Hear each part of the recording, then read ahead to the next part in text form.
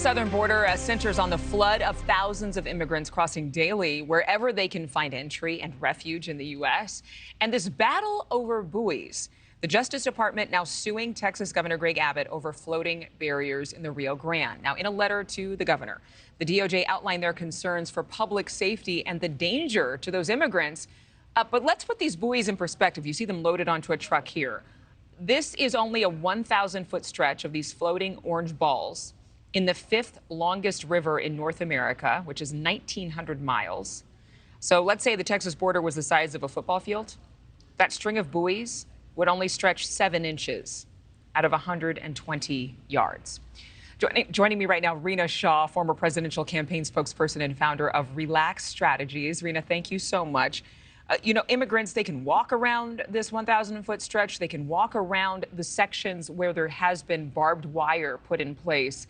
Is the federal government overreacting with this lawsuit?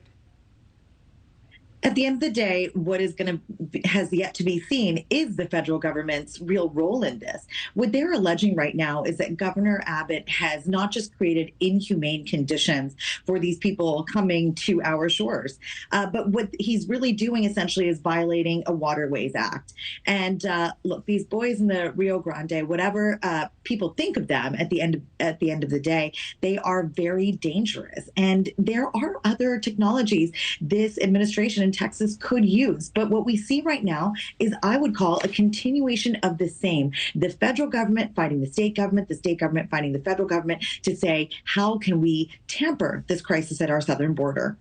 And, well, I mean, you think about how many people are crossing illegally outside of the ports of entry, which is where you are supposed to cross when you are an immigrant seeking asylum in the United States. However, people who are desperate cross wherever, and many of them don't know exactly what the rules are, understandably so.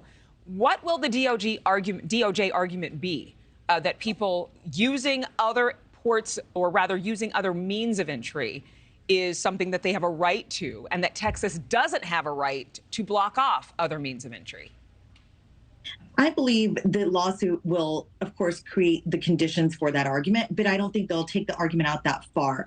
What Vanita Gupta at the Department of Justice is alleging is, again, the inhumanity of these buoys. The fact that they have spikes around them, the fact that people are coming to our shores seeking asylum and may not know, as you just said, what awaits them. This kind of fate interacting with the buoys, even though they could walk around, could prove to be fatal. And again, creating the type of crisis that we don't want. Having these people need to seek medical care on an already stressed system.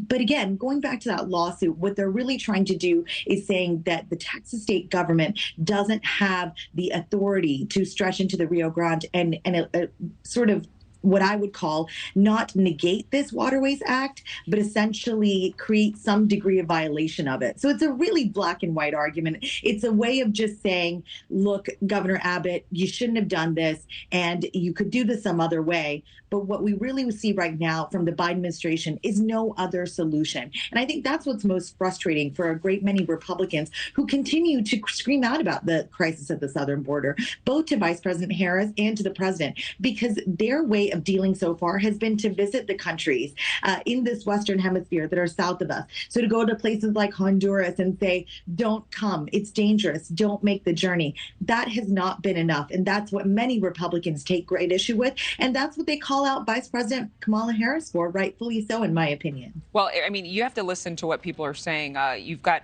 the Army Corps of Engineers in Mexico saying that the barrier violates international treaties. You have a White House Press Secretary, Karine Jean-Pierre, saying that his policies, Governor Abbott's policies, have made it difficult for U.S. Border Patrol agents to access the Rio Grande. But again, it's a 1,900-mile-long river with a 1,000-foot stretch of a buoy system.